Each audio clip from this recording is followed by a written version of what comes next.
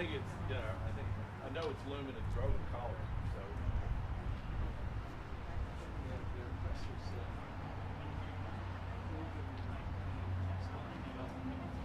Yeah. Discussion. Yeah.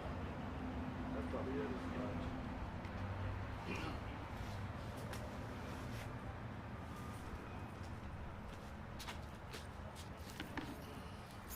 It's still on.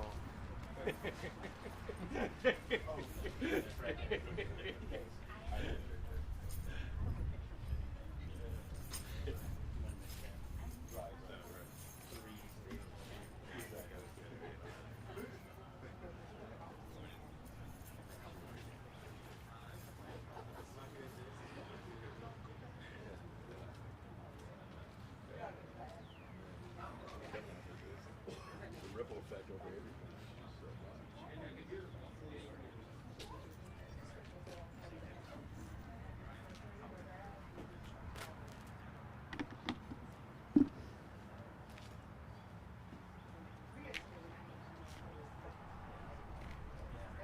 Two microphones to cancel out. That's the game. Crazy time. It is.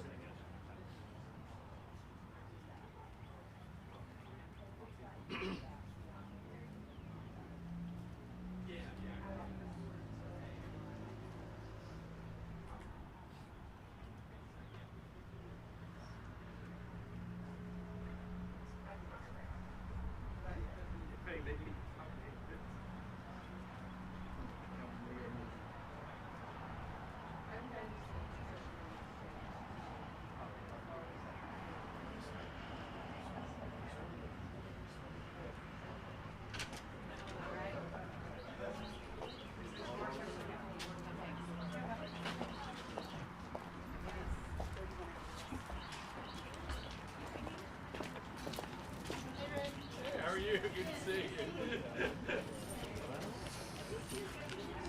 Oh, sir, how you doing? Good deal, good deal. How's it going? Still, you serve the warrants now.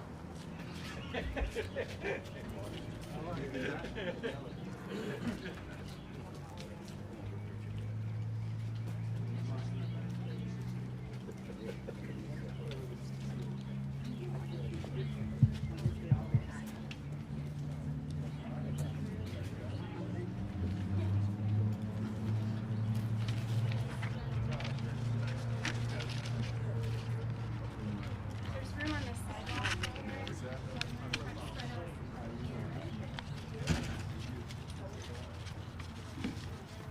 Please spread out as much as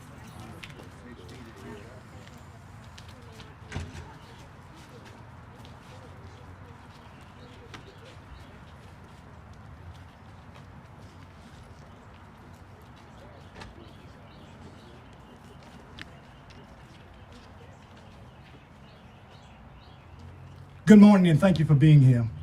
First, I want to acknowledge the chairman of the Board of County Commissioners, Commissioner Berry, for being here, Commissioner Begash for being here as well as our administrator, Mrs. Gilly. Certainly, I'm very thankful for our faith-based partners that are here, Pastor Lawrence Powell, Pastor Williams, Pastor Marshall, Pastor Robert Likely, Pastor Fred Augustine, and Pastor Lonnie Wesley, and all other pastors who are here. This came out of a partnership that we believe that resources needed to be in every neighborhood. After much conversation with our friend Mark Faulkner, Sandra Smiley, we decided that we would do something that could help benefit the entire neighborhood. And this is unprecedented across the country, that you're able to put all your major health care providers together, as well as our community health provider, to stand up what I believe a testing opportunity, and opportunity to make this community a better community. With that, the partnership that we're able to do, because the city and the county have worked hand in hand on this project. Please welcome tonight Mayor Grover Robinson. Mayor Robinson. Commissioner May, thank you very much for the opportunity to be here. I do want to recognize I have one city council member, Councilwoman Canada Wynn. Jewel Canada Wynn was here, and I appreciate her being here. Wanted to recognize her. I at least want to say thank you very much, Commissioner May, for putting this on. We've been working for some time about how we could find ways to provide better better health care to our citizens. That's testing and a variety of other things that are happening. I know that Commissioner May has been working with those healthcare hospitals, and to get them to all work together while we're trying to stand 6 feet apart and everything else, we are working together. And I think that's the much of what we want to communicate here today is that we are working together. All of your hospitals, all of your elected officials in jurisdictions working together in harmony to try to do this. We ask that you heed the advice that's given today, and we work moving forward. We still have time to prepare and get ready. That's what we need to be doing, and we need to be following the instructions you're going to hear today. We're working together to make sure that you're taken care of and we have proper health care. So thank you. At this time, I'd like to call up Dr. Lanza.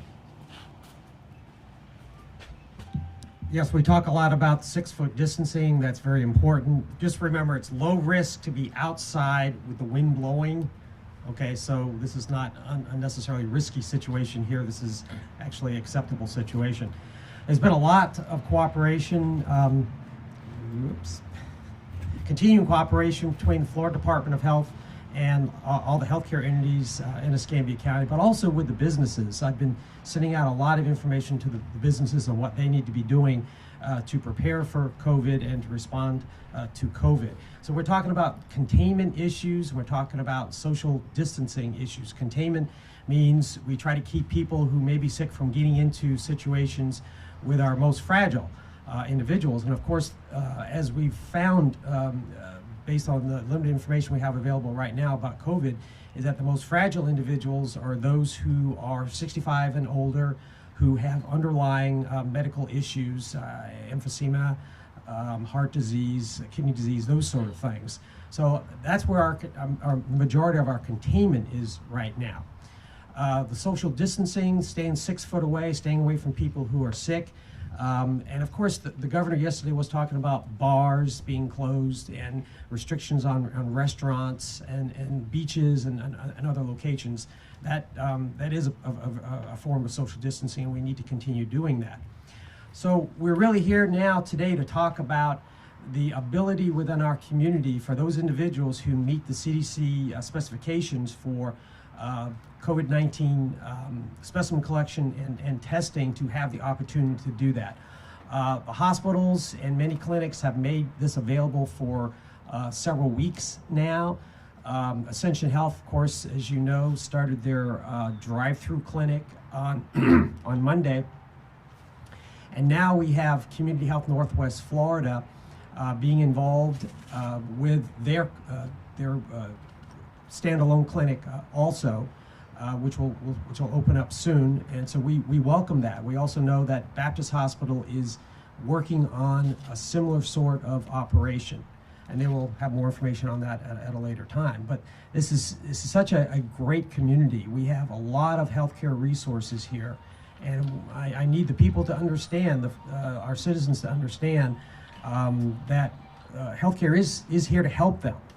This is a difficult time. We're all in this together, and we will get through this together, as we have gotten through so many other issues in the past. All of our hurricanes, our tornadoes, our floods, H1N1 back in 2009, Ebola in 2014, Zika, you just name it. Our healthcare organization, our healthcare community has come together and supported each other. And us meeting here today is just another indication of the great cooperation that we have within healthcare in Escambia County. Okay. Now we will hear from Pastor Lonnie Wesley of the Greater Little Rock Baptist Church.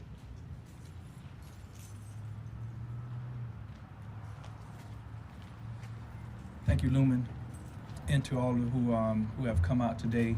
Also, Pastor Evan Harden is with us as well. Just wanted to say this is, of course, has been stated, unprecedented for everyone, to include the faith community. A lot of congregations are encouraging the elderly not to come out to the active worship service.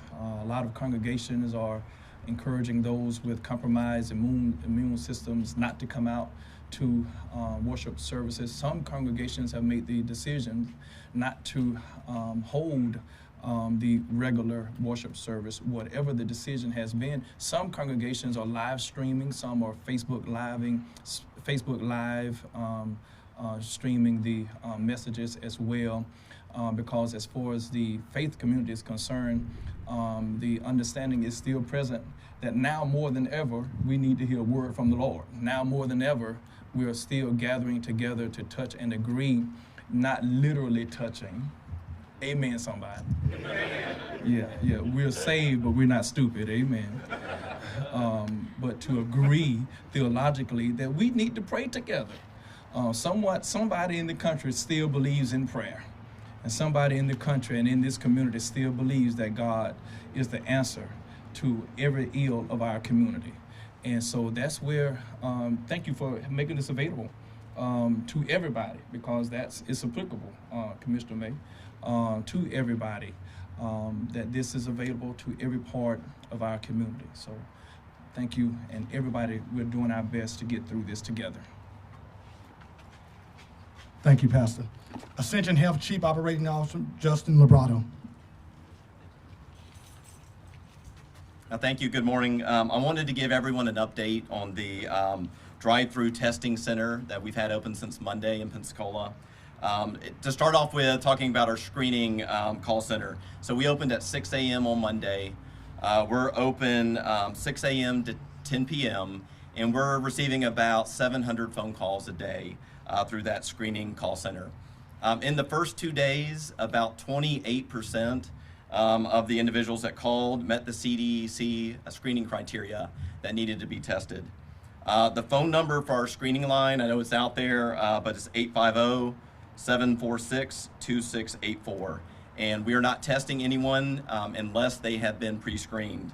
Now, the actual drive-through testing facility in Pensacola, in the first 2 days, we saw 211 patients there, 61 on Monday, 150 yesterday. This morning I was there, and we actually had to open 30 minutes early. We saw 78 patients in 90 minutes there this morning. So it's a pretty quick process to get through. Once you get through the car line, it's about a 5-minute process. And then we send those swabs on to the lab for further testing. We have had an absolutely amazing group of healthcare workers that have volunteered to help with this, about 70 people so far from Sacred Heart. We have 3 dedicated teams that are working around the clock. Really the call center, since that's the front door, is the key. That's been led by Christy Garrett, our operational team by Kristen Sylvester, and our clinical team by Jenny Ford. Now this clinic, and really anything we do going forward is a community effort. And so every day at 4 o'clock we have a debrief call, and we invite all of our community partners to talk about it and learn best practices. So Baptist has joined Community Health Northwest Florida, Ascension Medical Group Jacksonville, Ascension Medical Group Mobile, and we're all learning from each other. Once again, the phone number to be screened, 850-746-2684. Thank you.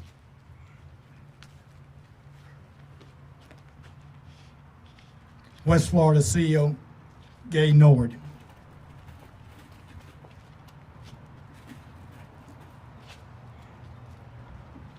Good morning and thank you. I wanted to provide a little insight on what we're doing as a hospital at West Florida Healthcare. We've taken numerous measures to protect our patients, our staff, our physicians, and our visitors. We have actually limited entry into our hospital to ensure health screening occurs to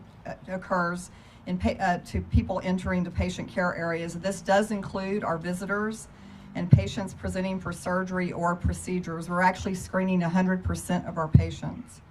Our supply team is ensuring we have the needed supply of appropriate personal protective equipment, and we've additionally instructed and instituted visitor restrictions in our patient care areas, as many of our hospitals have.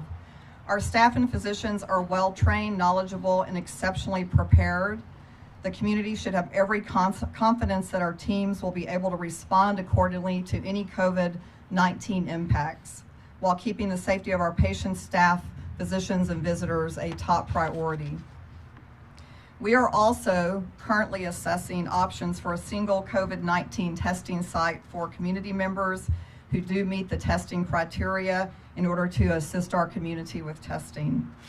The safety of our colleagues is very important to us, and we're working diligently to ensure the early identification of potential COVID-19 patients, containment, and appropriate care measures to prevent the spread within our facilities and certainly within our community. We are here to support our community in every possible way. I do want to thank the staff at all the hospitals, our health department, and all our first responders who are on the front lines of this situation and who are well trained in providing great care to our community. The public can help at this time by donating blood at a local donation center. Because people are not donating currently, unfortunately, we do have a shortage of supply of blood, so I would encourage everyone to do that. And then lastly, I want to thank Mayor Robinson and County Commissioner May for organizing this press conference and for their leadership in our community. Thank you. County Commissioner Jeff Bagash. Thank you, Commissioner May, for organizing this press conference. I just wanted to relate to people. I've had numerous calls from constituents about our libraries, and they're concerned about that. So wanted to relay that I've spoken with Todd Humble, the county's library director. They are looking at a number of measures to undertake in order to maintain a social distancing protocol. They also wanted me to point out that beginning Monday, due to the schools being out, they will be offering food to go for students of Escambia County schools. They'll be doing that at all 7 library sites, so I wanted to put that information out as well. Also, as all the meetings and other activities are canceled throughout the community, wanted to make sure that folks knew that our Youth Commission initiative, that those have been suspended until such time as gatherings are safe again. We've also suspended my personal town halls that I do on a pretty frequent basis, as well as my monthly coffee with the commissioner. Now, the My Escambia site did say that the Coffee with the Commissioner, which is next Wednesday morning at 6:30, was canceled. It is not. We will be live streaming the Coffee with the Commissioner next Wednesday at 6:30 a.m. For those that want to watch, I'll have a number of guests, and we'll be speaking a lot about this COVID outbreak, because I know there's a thirst in the community for information about that. And I'm in the process of lining up several speakers and guests that will be there to answer your questions in real time. That's next Wednesday morning at 6:30 on the Facebook site at Jeff Bagash. Thank you.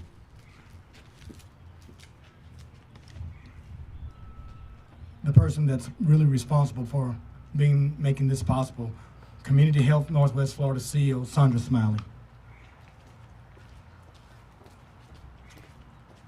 Thank you, Commissioner May. I'd also like to thank Mayor Robinson, the leadership from our local hospitals, as well as the faith-based community and public health leadership from Dr. John Lanza.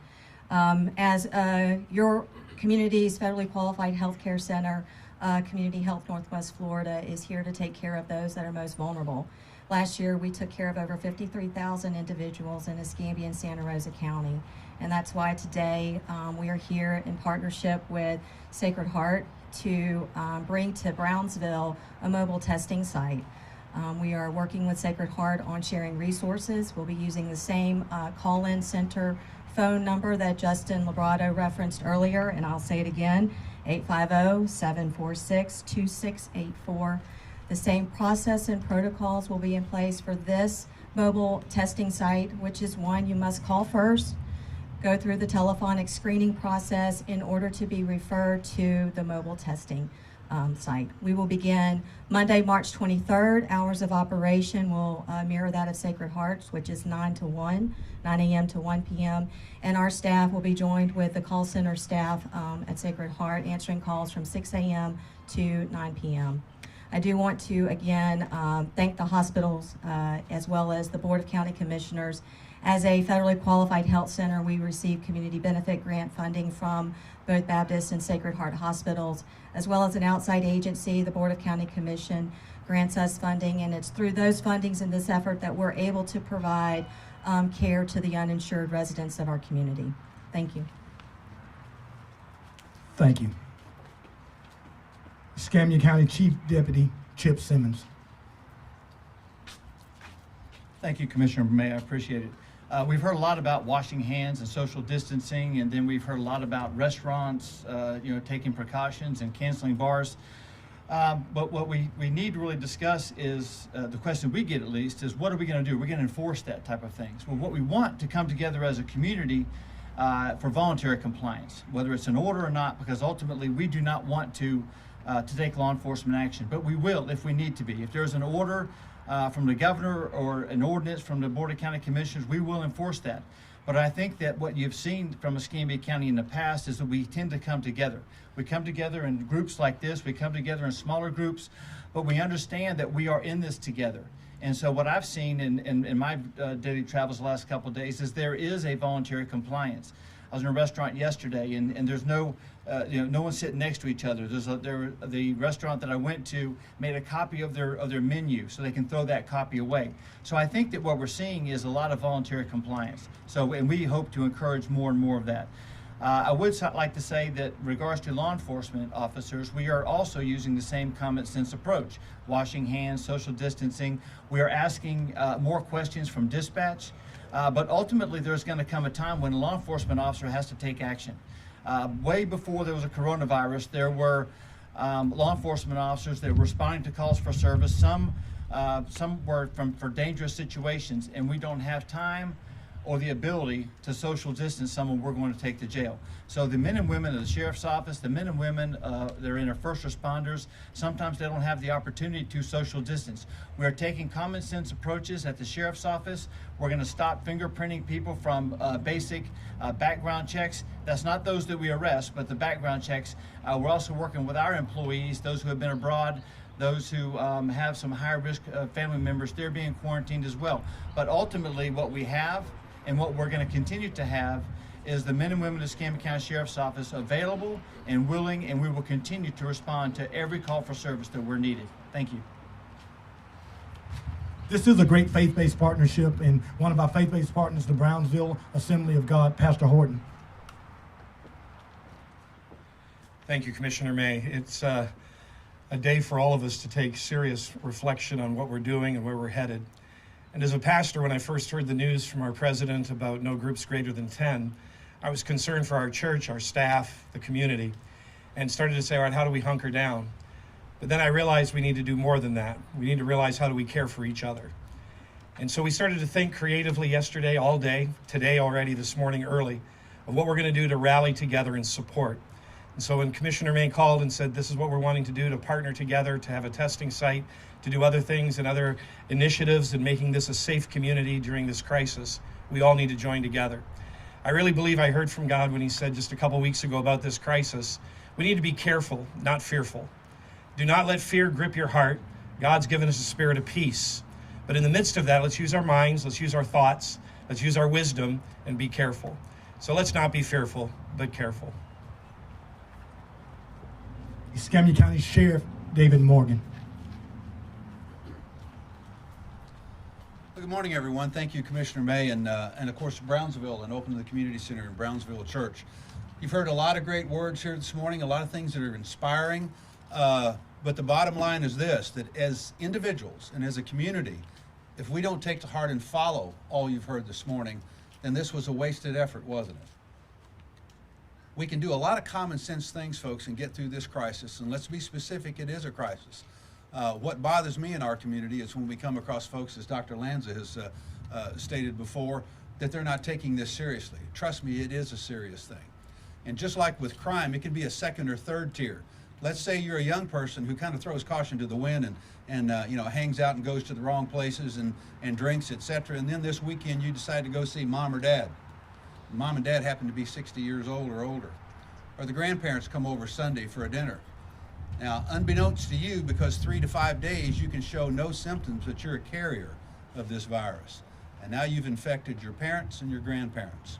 So collectively, we must all understand that this affects all strata. All strata. So when we say that, it's those that are elderly that are the ones that are really going to suffer the most from this, no, trust me, so will you. So from a law enforcement perspective, we'll take the risk because we have to. That's what we pledged to do, was to protect and serve. But we also want your partnership. Assist us in these efforts, and we'll all come through this together. We are, again, a resilient community. I've lived all over the world, and I will tell you that there's no better people, no tougher people, and no more kinder people than you'll find in Escambia County. I have yet to see a crisis in our community occur where we didn't collectively come together and defeat that very crisis. And so you know what? We're going to do it again, aren't we? We're going to do it with the coronavirus. So stand tall, stand with us, be smart, and be safe. Thank you, Sheriff. Baptist Health President and CEO, Mr. Mark Faulkner. Thank you, Commissioner May, and for others who have joined today, and for you. A few comments specific to First Baptist, what we're doing at Baptist Healthcare. I'll start with testing. We have been testing inpatients and outpatients that meet criteria, and we will continue to do so. Thus far, we've had the one positive case, and the balance have come back negative or pending. But yet we still are very diligent, and again, following criteria. We are standing up a freestanding testing center, opening by end of week. The process will be, if you as a Baptist patient call your physician, we'll screen you based on those same criteria. And you'll be directed to a location with an appointment where you'll be met and brought in and offered that screening. It'll be open from 7 to 7, Monday through Friday, 8 to 3 on the weekends, so 7-day-a-week coverage. So again, contact your physician, describe your symptoms there with a Baptist provider, and we will direct you to the screening center should you meet criteria. We're also likewise limiting visitation strictly to specific necessary caregivers of the patient, both in and outpatient, so we're mindful of that as well. A few broader comments. I would echo the advice and counsel that's been provided already. Take this seriously. This is a significant, unprecedented event in our community and in fact our nation. There's great news. We can stop this. That's fabulous news. We can overcome this. But it is going to require each of us to own that responsibility. So be wise. Follow the advice and counsel of those that are experienced and knowledgeable. Be discerning, make good choices to keep yourself and your loved ones safe. This is a time for unity, to share resources, and to come together as a community. And yes, I would say too, it's a time of prayer. That God would spare us from this issue or save us through this. Thank you. Thanks, Mark. And before questions, this is a collaborative effort. As we look out and we see our civil rights leaders, we see our faith base, I want to thank these pastors from far and near who are standing with us in understanding how important this issue is to our community, to our business community, to the Pensacola Chamber. Thank you for being here. Eric Gilmore and our staff, Janice Gilley, thank you for being here. We will move right into questions. This is unprecedented to be able to put major healthcare providers together in one press conference, as well as with our Community Health Northwest Florida community partner. That we do realize that this is a community problem, and collaboratively we will attack it, we will address it, and we will beat it. Together we will stand. And I want to thank Mayor Grover Robinson, Grover, for staying with us through this idea many late nights and making sure that we can bring this information to the citizens. So at this time, Laura Cole will come forth and she will help manage questions. Cole? My question is for Dr. Lanza. Dr. Lanza. And if you can repeat the question so everybody can hear it. Oh, okay. Yesterday we saw Navy Federal, one of the largest, if not the largest employer in this area, put out that one of their employees has tested presumptive positive for COVID-19. Is this person the same patient that has been confirmed, or is there a second confirmed case or presumptive confirmed case in Escambia County? So the question is regarding the Navy Federal press release that there was a presumptive positive case in one of their employees. And I have a statement from the Florida Department of Health regarding that. A lab report from a qualified commercial or hospital laboratory or from the Florida Bureau of Public Health Laboratories is required for a person to be declared presumptively positive for COVID-19. The Navy Federal employee believed to be presumptively positive for COVID-19 was not previously tested. A public health investigation is currently being conducted to confirm or rule out the presence of the COVID-19 virus in this individual. So with that, what would you say to companies like Navy Federal that are going ahead of the Department of Health putting out that information? Would you advise them not to do that? We've asked the Florida Department of Health to provide to all the businesses and really everyone in our community and the state a statement as to what they should do when a similar situation occurs, so that hopefully that information will be available soon. At this moment, how many people have been tested in Escambia County from your department? I do not have that information for counties. There is information at the dashboard of the Florida Department of Health, which talks about those tested through the Florida Department of Health and how many people have tested positive. All right, moving on. Have you guys had any more tests? Who's the question for? Health officials. Dr. Lanza. Have you guys had any more positive tests come back since you started testing with Sacred Heart and earlier this week? Repeat the question. The question was, have there been other individuals who have tested positive from Escambia County? I'm assuming that's what the question is. Since Monday. No, there have not been any other positive cases other than the individual from last week. Jim? We hear from experts, this question is for any health official who can answer. We hear from experts that the point of these measures is to flatten the curve and preserve healthcare facilities' capacity to deal with patients. What is our capacity here locally, and is anything being done to expand it? Justin, Mark, Gay.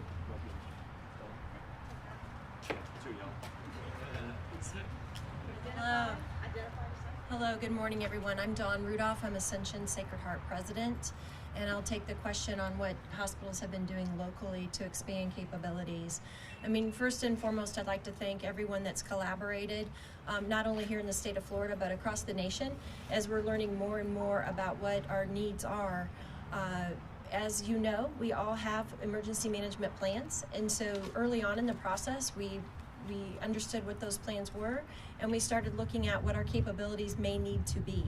So when it comes from the guidance of the CDC, we've already had evolving guidance around isolation protocols as well as screening protocols. So we are adjusting those plans accordingly and ensuring that we have the right environment and the right equipment to take care of our communities. Thank you. I also would like to add, and I think this is true for both of my colleagues, that we've all set up our incident command centers, and so we have advanced information and current information about our current capabilities. Thank you. Correct, yes. We activated ours as well at Baptist for at least a couple of weeks now. We've met daily and addressed those issues of capacity, of cross-training staff, of protecting our staff with personal protective equipment, and we all know there's a national shortage of that, so we're working through contingencies around that space as well to make sure that we can protect our patients and the visitors as well as our employees. Also looking at other innovative ways to expand capacity, not only within the four walls of the hospital, but also through our clinics, and just making sure we don't overrun. That's the real challenge here, is to flatten that curve so that we can, at a certain level of capacity, we can meet the demand, but trying to manage that demand through managing community spread. And she's going to answer that question as well. Just one additional comment. I think I speak for all the healthcare systems. We do have very extensive emergency management plans and have in those plans surge capacity analysis as well as plans around that for alternate areas to treat patients. Thank you. Thank you. And Commissioner, just so I have this correct, so you guys are going to be opening the mobile testing center in the parking lot? I'll let Ms. Smiley answer that. Sonia.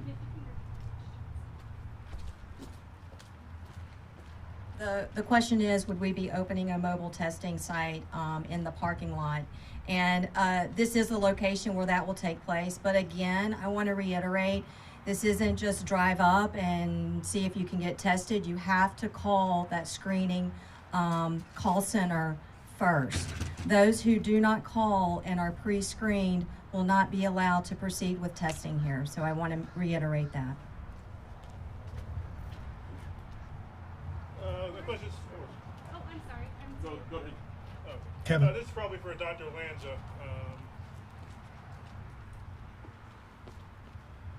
But obviously, health officials have recommended we practice social distancing, stay away from each other where we can. But we've heard a lot from people like gyms, like hairstylists, movie theaters. You've got a lot of places that specifically aren't under orders where people still congregate, and they're wondering. A lot of people are choosing to, limit interaction. But do you have just general best practice for business who wonders, what should I be doing because I deal with a lot of people?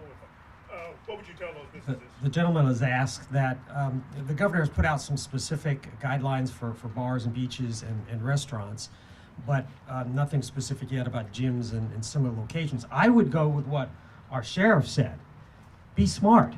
I mean, you are a thinking individual. You know, what kind of situations do you want to put yourself in?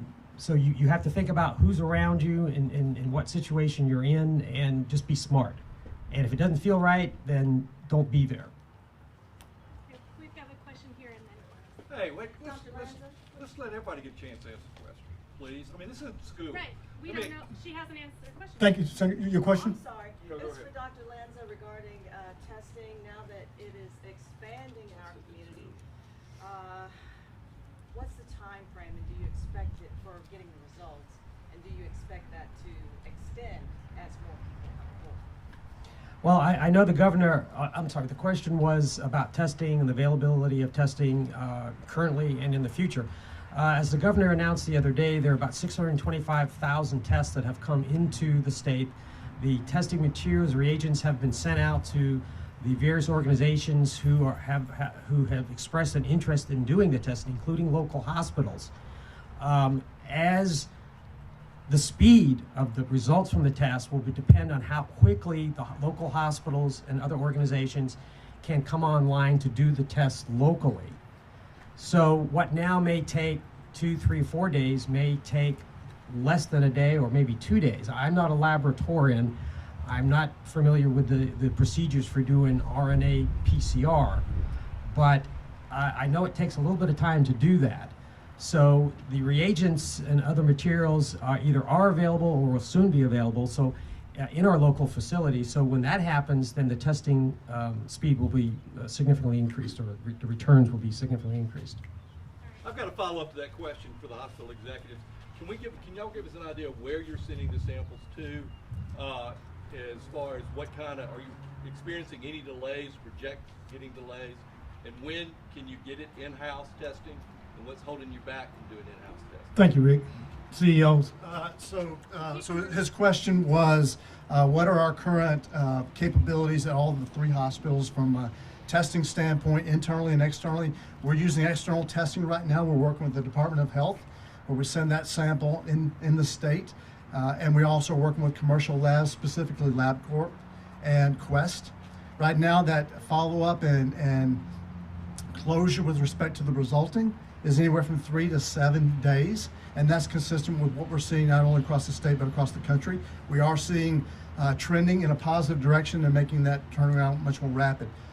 Simultaneous to all that, we're also rapidly evaluating our internal capabilities. So as Dr. Lanza spoke to, can we and when can we be able to do our own in-house testing for even more rapid turnaround? Okay. Has everybody got a chance to answer the question? Go ahead, I need everybody to answer this one. Yeah, so similar to Baptist Healthcare System, we are using commercial labs as well as looking at hopefully having testing internally as soon as that testing is available. So not terribly different than our other healthcare systems. Thank you. At Ascension Sacred Heart, we've been relying on our Ascension Regional Labs for the testing, as well as the Department of Health. We do have equipment in-house, and we're awaiting materials that have been on back order to get that up and running as soon as possible. We are experiencing the same turnaround delays as everyone else, but we look forward to shortening that curve very soon. Thank you. Okay, it looks like we have 2 more questions. These will be our final questions. Why do we have to stop at 2 questions? I mean, we've listened for 30 minutes. Rick, if you have another question, yeah. Well, let's let everybody ask questions. Who's your question for? My question is for Dr. Lanza again. Now, moments ago, if I understood you correctly, you were telling me you couldn't tell us how many testings roughly have been done for COVID-19 in Escambia County. As the director of the Florida Department of Health in Escambia County, don't you feel you should know that? Well, the Florida Department of Health, at our dashboard that you can reach by Googling Florida Department of Health COVID, lists the testing that is done through the Florida Bureau of Labs and any of the positive results.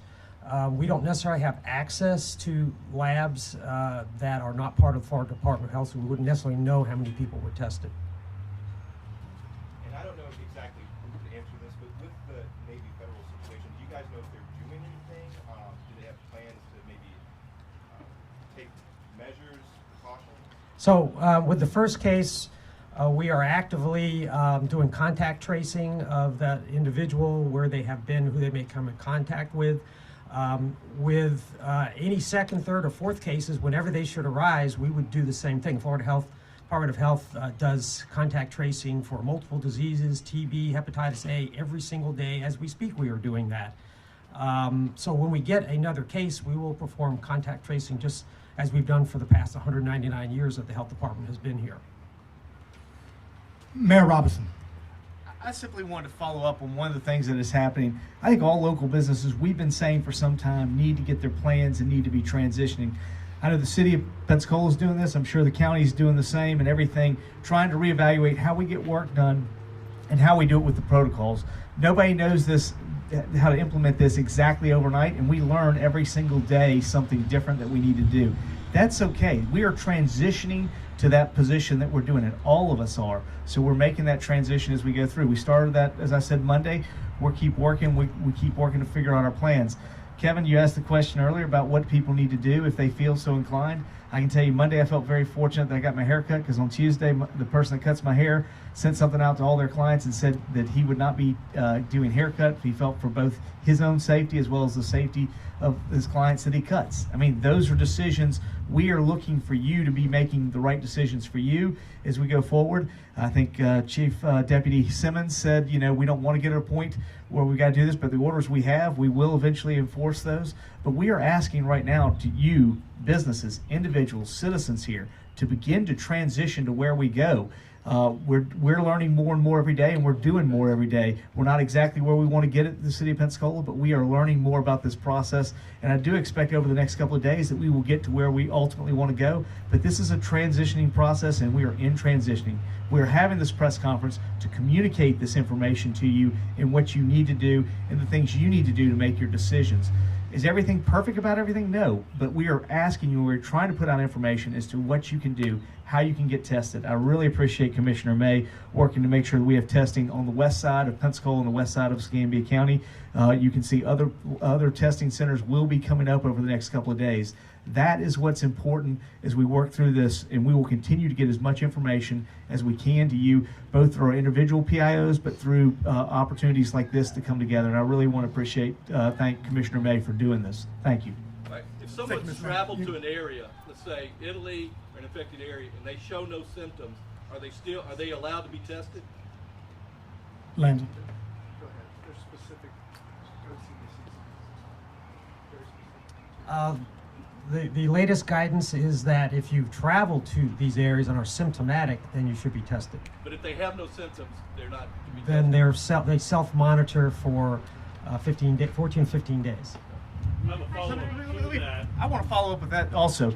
The city of Pensacola's institute, it doesn't matter whether you went to Italy or China. If you went on a cruise, we've already got 6 people that are working from home. We told them, don't come back here. I think again, in this transition, we need to be making that model. Now, whether they can get tested or not, that'll be up to what happens. But we are telling people right now, we've told our employees, and I would ask every other business out there, if you have somebody that you feel like is compromised, then you need to tell them right now they need to stay at home, monitor themselves. If they get to a point where they have symptoms, call in and get tested and get that done. But at this point, they need to be monitoring. And I want to at least communicate from the city's standpoint. We've got 6 people we've told to stay home.